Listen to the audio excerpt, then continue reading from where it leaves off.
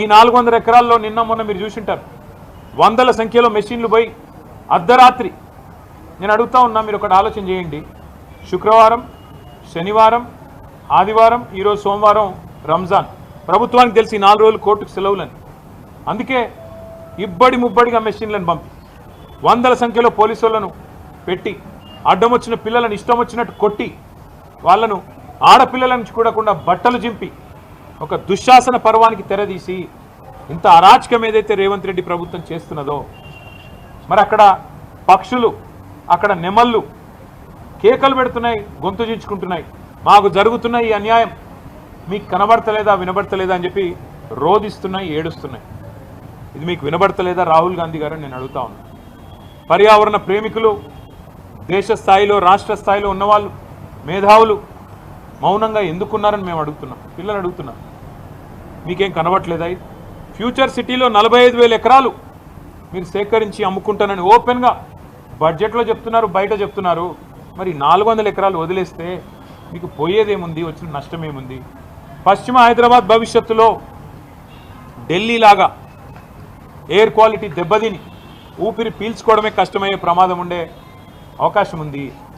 మీరు ఈ 2,400, 2,500 ఎకరాలు ఇట్లే ఉండనిస్తే సెంట్రల్ యూనివర్సిటీ కింద అది బ్రహ్మాండంగా మరి మనకి ఇక్కడ లంచ్ స్పేస్ లాగా కూడా ఉపయోగపడుతుంది, ఒక విశ్వవిద్యాలయానికి కూడా ఉపయోగపడే అవకాశం ఉంది.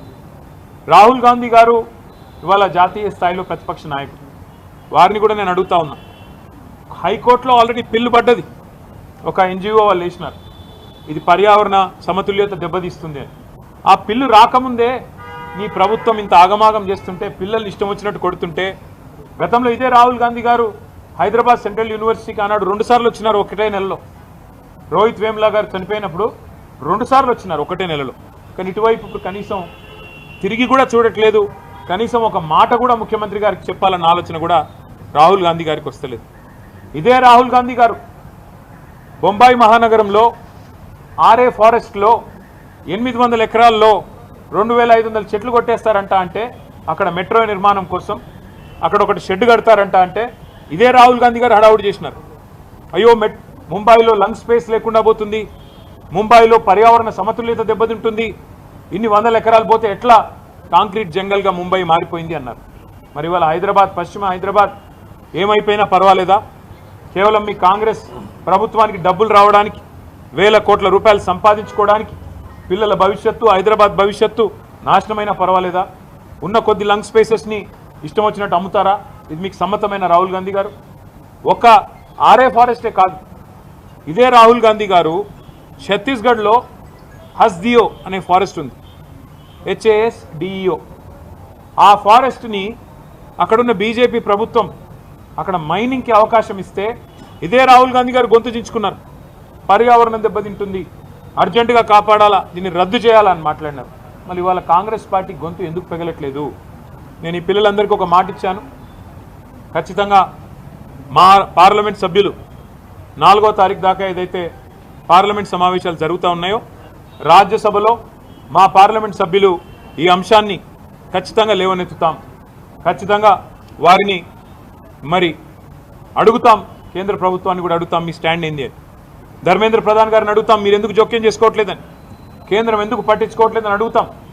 కానీ ఇవాళ వాస్తవం ఏంది అంటే, రేవంత్ రెడ్డి గారు ఎలక్షన్ ముందే చెప్పారు, రియల్ ఎస్టేట్ అంటే రేవంత్ రెడ్డి, రేవంత్ రెడ్డి అంటే రియల్ ఎస్టేట్ అని.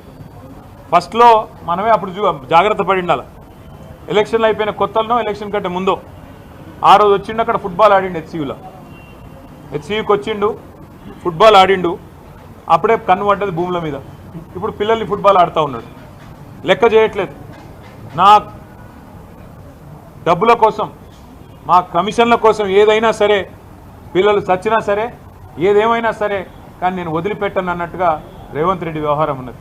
మరి నేను అడుగుతున్నా, మీకు బాధ్యత లేదా రాహుల్ గాంధీ గారు? మీ ముఖ్యమంత్రిని నియంత్రించాల్సిన బాధ్యత, ప్రజాస్వామికంగా ఉండాల్సిన బాధ్యత, ప్రజాపాలన అన్నప్పుడు అందులో కొద్దిగా ప్రజాస్వామిక స్ఫూర్తి ఉండాలనే ఇంగితం మీకు లేదా?